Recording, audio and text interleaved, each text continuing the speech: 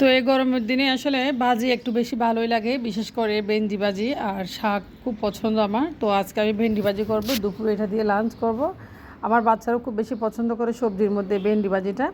তো ভেন্ডি ভাজি আসলে খুব খেতেও ভালো লাগে, জাস্ট হলুদ দিয়ে এই ভেন্ডিটা ভাজি করে নিই, খুব ভালো লাগে আমাদের কাছে। আর বিশেষ করে এই গরমে সবজি খেতে পারলে খুবই ভালো। তো ভেন্ডি ভাজি রেসিপিটা আপনার সাথে শেয়ার করব, আশা করি রেসিপিটা ভালো লাগলে আমার পেজে ফলো দিয়ে সাথে থাকবেন। তো এখানে ভেন্ডি নিয়েছি হাফ কেজি পরিমাণ মতো। আর ভেন্ডিগুলো খুব কচি ছিল, আসলে গতকাল বাজার থেকে এনেছি।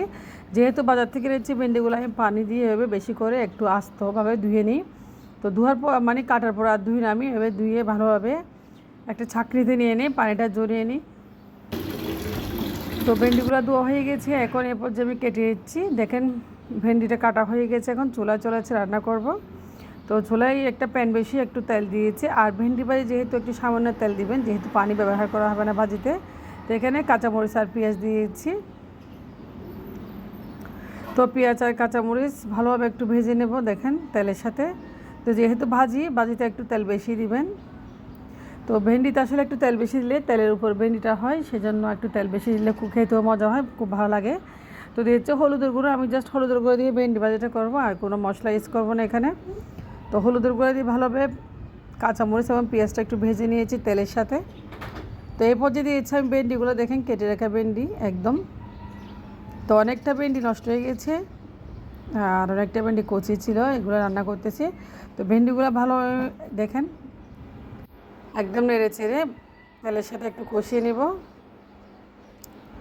তো একটু তেল বেশি দিলে আসলে ভাজিটা খেতে খুব ভালো লাগে, আর ভাতের সাথে গরম ভাতের সাথে অসাধারণ। এই গরমের দিনে আসলে একটু এরকম ভাজি করলে ভাত খেতে খুব বেশি ভালো লাগে। তো দেখেন ভাজিটা হয়ে গেছে, আর ঝুল কম খাওয়া হয়, আর ডালটা বেশি ভালো লাগে এই গরমের দিনে, বিশেষ করে ডাল ভাজি।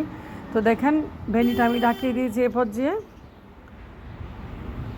তো ঢাকনাটা নিয়ে এরপর দেখা যাচ্ছে, দেখেন ভেন্ডির কালারটাও কী সুন্দর। আর অনেকে ভেন্ডি খেতে চায় না, ভেন্ডির একটা যে আঠালো আঠালো ভাব থাকে, এটার জন্য অনেকে ভেন্ডি পছন্দ করে না। তো এটা আঠালো আঠালো ভাবটা কীভাবে যাবে সেটা আমি আপনাদের দেখাচ্ছি। তো আঠালো আঠালো ভাবটা একদম চলে যাবে, ঝরঝরা হয়ে যাবে, সেজন্য আমি দিয়েছি এখানে লেবুর রস। তো আমি একটা লেবুর ফালি কেটে দিয়েছি, দেখেন লেবুর রস দিয়েছি সামান্য পরিমাণে। আর লেবুর রস দিলে এই ভেন্ডি ভাজি যে আঠালো একটা ভাব থাকে সেটা আর থাকবে না। তো দেখেন ভেন্ডি ভাজি একদম ঝরঝরা হয়ে যাবে কিছুক্ষণ পরে, আর আঠালো ভাবটা থাকবে না। তো এরপর যে ভেন্ডিটা আমি আর একটু রাখবো চুলায় রেখে একদম নেড়ে চেড়ে, আর যে একটা আঠালো ভাব আছে এটা একদম যেন চলে যায়, সেজন্য একটু দমে রাখবো। তো উপর থেকে কালারও সুন্দর লাগতেছে, দেখেন আমি দমে রেখেছি। এখন ভেন্ডি ভাজিটা কি ঝরঝরা হয়ে গেছে। তো ভেন্ডির কালারটাও সবুজ রয়ে গেছে, আমি হাফ বয়েল করেছি, ভেন্ডিটা বেশি সিদ্ধ করব না। তো ভেন্ডি ভাজি হয়ে গেছে, দেখেন কত ঝরঝরা ভেন্ডি ভাজি, আঠালো যে একটা ভাব সেটাও চলে গেছে। তো আল্লাহ হাফেজ, ভালো থাকবেন।